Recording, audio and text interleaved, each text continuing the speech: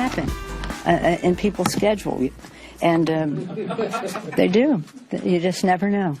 Don't even think in terms of the word boycott. Members will go or they won't go, as they usually go or don't go.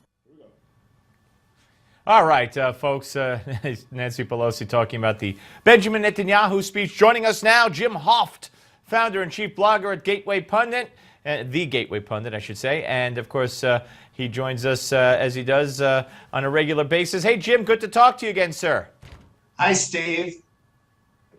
Always good to talk to you. I want to thank you. I see you put up our piece with Cheryl Atkinson talking about Brian Williams and Hillary Clinton and asking the question, why is it more important for Brian Williams, to be honest, than for Hillary Clinton? But there's so much to talk about. You guys post such great stuff. I want to get to a new post over there, your feature story.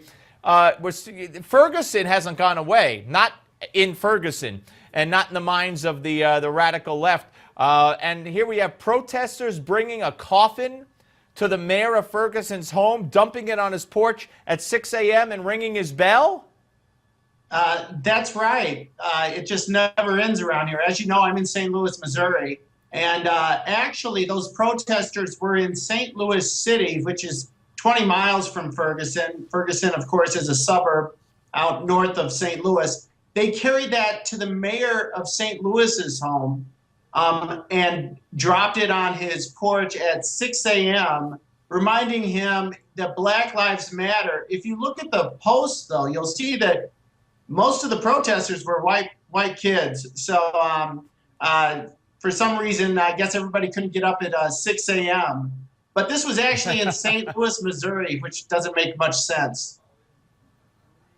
No, it doesn't make sense at all. But it just want to bring out to people that there is still, a handful of nut jobs out there, and they just will not let this go. Let's talk about this investigation. Not many people. I'm surprised it didn't get more traction in the mainstream media, because you would think they'd just be blasting Christie for any chance they get. But the Obama administration, the Justice Department, I should say, is investigating Chris Christie. Right, and this is Eric Holder's last hurrah, I guess. I don't have a lot on that right now, but it doesn't seem like Christie is getting much of a break.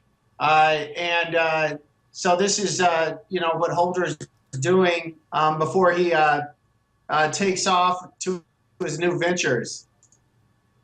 I do want to talk about a piece that you wrote about how Obama is going to subsidize the Iranian nuclear program and sacrifice Israel in exchange for less jihad.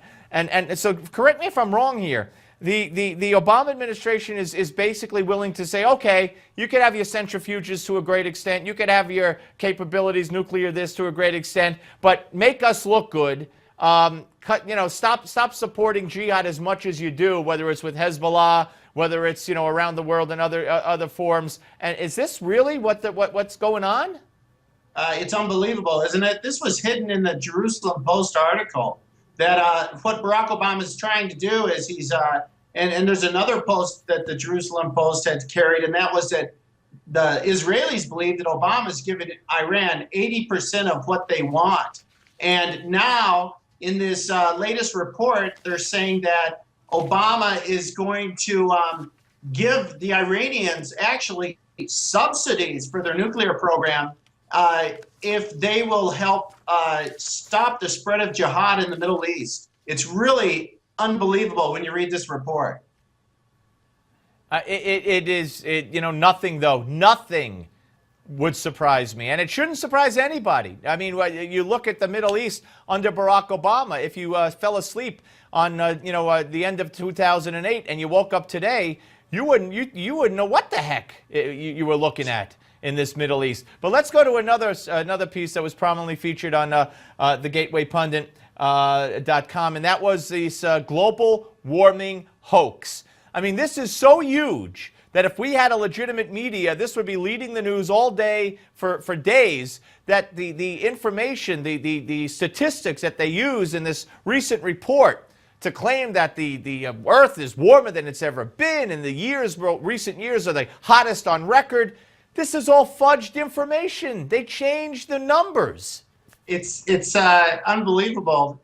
This was a great report in the Telegraph. I reported on it in the Gateway Pundit, but there's a citizen journalist out there who did some digging and found that some of these weather stations, the U.S. A U.S. organization was fudging some numbers for some of these weather stations in Paraguay, and they were purposely making it look like it was actually warmer than the actual numbers recorded. And so this same journalist, his last name is Homewood, started looking at Siberia and some of the Arctic some of the Arctic probes that are up there that are measuring temperature, and he's finding the same thing, that they're fudging the numbers to make it look like there's been global warming. So you're right, this should be a major scandal. Every news station should be leading with it, but we're not hearing anything about it. No, because that flies in the face of Obama and everybody saying the science is settled, which of course is absolutely absurd and ridiculous. One more, Brian Williams, quickly before we go. Not only the New Orleans baloney and the Iraq baloney, but now he's got two different versions of Katyusha rockets almost hitting the helicopter he was on when he was in Israel years ago. Right.